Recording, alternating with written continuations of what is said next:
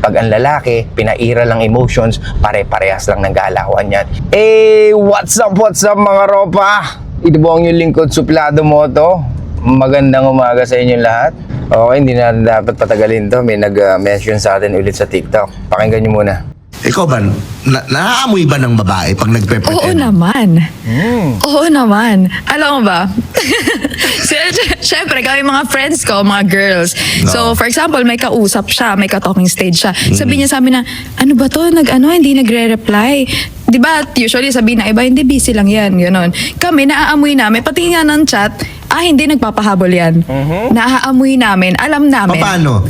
Instinct? Girls instinct siguro. And alam kasi namin, like, di na bobo yung mga babae ngayon eh. Nagbobobobobohan lang kung gustong-gusto ka. So, alam na namin yun, pag ganun. Before kasi, no, parang Nag-work ang siya. daling, oo. Pero, nag-work pa din siya. Kumbaga kahit paano yung excitement ng babae. Sa nandun pa bagay, din eh. oo. Kasi gusto ng mga babae may thrill eh. Oo. Actually, the more na nagpapahabol kayo, the more na parang, bakit ganon? Bakit di siya masyadong into me? Bakit hindi siya obsessed? Bakit ganon? May ganon pa rin. Oo. Pwede yung mga sinasabi ko sa inyo mga ropa. Na ang babae madaling makaamoy. O yung mga babae madaling maramdaman nila. Kung simp ka, nice guy ka, or nagpapapansin ka, or trying hard ka, or pushy ka, or may gusto ka sa kanila. Pero syempre, andun pa rin yung giving you benefit of the doubt. Pero madaling malaman ng babae kung ikaw ay isang nice guy or simp or nagpapapansin sa kanya. Or you're trying to play your game. Why? Kasi nga ang babae ang pinaka-sociable sa lahat. Di ba? Kung meron sociable sa dalawang gender, babae yon. Kasi nga, nung unang panahon pa lang, nung naiiwan madalas sa mga babae sa isang tribo or sa isang tribe, para bantayan ng mga bata, sila ang mga nagchichismisan. Kaya nga, women love gossiping. Di ba? Gusto nila yung mga chismisan. Kasi nung unang panahon, nung di pa tayo civilized, wala pang society, ang tanging kailangan lang is to survive, or ang tanging kailangan lang magawa ng mga tao is to survive, maganap ng food, maganap ng shelter, at mabuhay, or to survive. So, ang ginagawa ng lalaki, yung kanyang mga babae or yung kanyang mga inanakan, nilalagay niya sa isang lugar na safe at iniiwan niya at lalabas siya para mag-hunt ng food.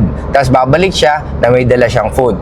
Tapos sa mga babae naiiwan sa isang tribo at doon nakikipag-socialize ang bawat isa. Nakikipagdaldalan, nakikipag-usap, kaya gustong-gusto nila yung mga chismisan. Kaya nga, women are very sociable. So, natatandaan niyo ba yung sinabi ko sa inyong jeep na dalawa na pumarada sa harap niya? So, merong isang babae na nurse na pumapasok ng alas 6 ng umaga at umaalis ng alas 5 ng umaga. So, syempre, madilim pa, wala pang ganun tao. So, meron dalawang jeep na pumarada sa harap niya. Yung isa, may sakay na 4 na lalaki at pang-5 yung driver. Tapos yung isang jeep, merong isang lalaki at may 4 na babae. So, kasaan siya sasakay? Siyempre, doon sa usually may 4 na babae. Kasi nga, para ma-feel safe siya. Kaya nga, pag ikaw yung lalaki na lapitin ng babae, ganun din ng mga babae sa'yo. They feel comfortable or they will feel comfortable sa pakikipag-usap mo or sa body language mo. Doon nila makikita na itong lalaki na to ay safe ako. Okay? Kaya nga, the more na mas marami ka nagiging babae, the more na mas maraming nakakagusto sa yung babae, the more na parang mas attracted sa'yo yung iba or mas easy ka to connect with other women. Gets? Anyway, balik tayo sa pinag-uusapan natin. So, madaling makita ng mga babae pag ikaw ay nagpe-pretend. Okay? Or ikaw ay nagpapamiss. Madali nilang malaman yun. Pero syempre, yun din ang gusto nila kasi ayaw nila ng mga easy na lalaki. Ayaw nila ng mga hindi nila na-earn yung attention mo. Gets nyo mga ropa? Kaya nga sinasabi ko sa inyo, pag bigay kayo ng bigay ng attention for free, wala rin mangyayari. Ituturing ka lang yan na parang kaibigan. Kasi wala naman difference sa'yo compare sa other men. Patuloy ka nagko-compliment, patuloy ka nagbibigay ng provision, patuloy ka nagbibigay ng attention, di ba? Or validation, you always compliment her. So, ang tingin niya sa'yo, you're just a friend. So, syempre, para sa kanya, alam niya, pagkaibigan, talagang bubulahin siya. So, ang ine-expect niya, parang tropa lang kayong dalawa. Kasi nga, over-compliment ka. Okay? Or maybe over-pursuing ka. Gets nyo mga ropa? Ito yung mga bagay na dapat din yung ginagawa sa babae. Ayaw nila na nag-over-pursue ang isang lalaki. Dahil syempre, pag nag-over-pursue ka, yung mga babae, mafe-feel pressure. Gets mo? At yun ang pinakaayaw nila, na parang pilitin mo sila dahil lang mabait ka, dahil lang nice ka, dahil lang ang dami mo na nagawa sa kanila. Kaya nga we cannot force attraction, pero we can bypass attraction. We can do something to make ourselves more attractive. Kaya nga yun yung pinaka the best way na pwede natin gawin sa sarili natin. Gets? Wala naman ang iba eh. Kahit na sabihin mo marami kang pera, kung hindi ka marunong magsalita, hindi ka marunong manamit, you don't know how to take care of yourself, di ba? Ang dami mong pera, pero yung katawan mo parang wala kang respeto, di ba? Sa pananamit mo parang same din, parang it's 2026, pero kung manamit ka parang 2008, 2007. Unless talaga nauso na naman yun, kasi alam mo naman ang fashion, iba-iba naman. Kaya nga kung ikaw ay 30 anyos na or 30 to 35 years old, or nasa yung sinasabi nating prime age ng mga kalalakihan, at hindi ka pa rin marunong manamit at hindi ka pa rin marunong mag-style ng buhok mo, or hindi mo alam kung ano yung mga bagay na gupit sa'yo, then you really need to do something, Ropa. Anyway, it's not too late. Okay? Kaya nga mga Ropa, ito yung sinasabi ko sa inyo, kailangan yung talagang kumausap ng maraming babae para hindi feel strange sa inyo pag nakipag-usap na naman kayo sa mga babae. Okay, ganito. Iniiwasan nyo kasing kausapin ng mga babae kasi nga takot kayo, baka may isipin silang ganito, baka ganito isipin niya, baka isipin niya may gusto ko sa kanya, bla bla bla. Ano yun eh, more on pride na rin yun eh. Nagpapakilo sa'yo yung takot mo eh. Masyado mong nilalagay yung sarili mo sa lugar na masyado kang comfortable. Takot kang ma-reject, takot kang may masabi sa'yo ibang tao. Eh, at the end of the day naman, lagi naman may masasabi sa'yo ang ibang tao eh. You are not a perfect human being. So, don't try to live a perfect life. Okay? Ulitin ko, you are not a perfect human being. Kasi kung perfecto ka, puta, ingat ka. Baka pag nakita ka ng mga scientist, itago ka, di ba? Kuha na ka ng mga samples yung DNA mo. Masyado kang perfect eh, di ba? Meron pala nabubuhay na taong perfect. So, hindi ganun mga Ropa. So, kaya lagi nyo tatandaan, always don't give a fuck to other people say. Siyempre, hindi naman porket ibig sabihin na wala kang pakialam sa sabihin ng tao, you can live a stupid life na, or you can make a stupid decision na. Hindi naman ganun, okay? Huwag tayong bobo, huwag tayong tanga. Huwag nating ipakita na mababa IQ natin, okay? Alam niyo yung mga sinasabi ko, at alam ko sa pakikinig niyo sa akin, marami na rin kayo napupulot, and I'm so thankful for that. At alam ko maraming matatalino sa inyo at magagaling, kaya alam ko nagigets niyo yung sinasabi ko, okay? So ulitin ko mga Ropa, ang pinaka-sociable sa dalawang gender ay babae. Kasi nga, sila yung nagseselect ng mga lalaki na pwedeng mapili nila. Kasi nga, ang babae madalas maka-compliment. Bata pa lang yung mga yan, kumbaga alam na nila. Women are very observant for sure. Gets?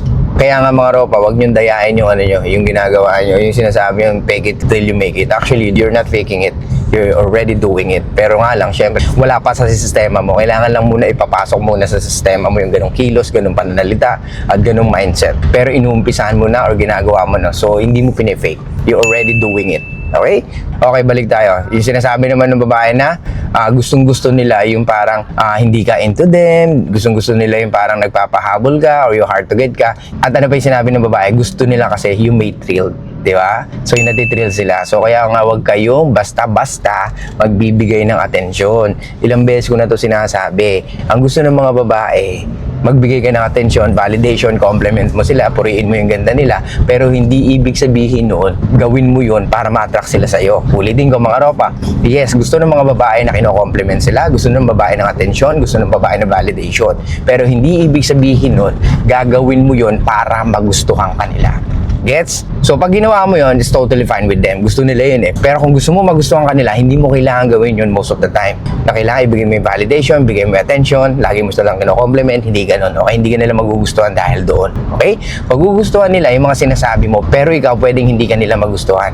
Gets mo, Ropa? Kaya huwag kang magtaka kung bakit lagi ka napupunta sa friendzone. Kasi nga, akala mo yung pambobola or yung pagbibigay ng compliment ay enough na para magustuhan ka ng mga kababaihan. Kasi kung totoo yun, di sana marami ng lalaki na may girlfriend. Gets mo? So, ulitin ko mga Ropa, stop pretending. Kasi nga, malalaman at malalaman nila or maaamoy nila kung ano yung kilos mo at ginagawa mo. Alam din nila kung bumilang ka na ng maraming babae. Alam din nila kung marunong ka magdala ng relationship, marunong ka magdala ng conversation, marunong ka magplan ng date. Alam nila yan. Kasi magugulat sila, oh, this guy is different. Kasi pag ikaw talaga malupit ka magplan ng date, malupit ka makipag-usap, alam nila na this guy is really talaga, one of the best na nakilala ko so far. Yun ang maiisip nila. Kasi ang mga lalaki common eh. What?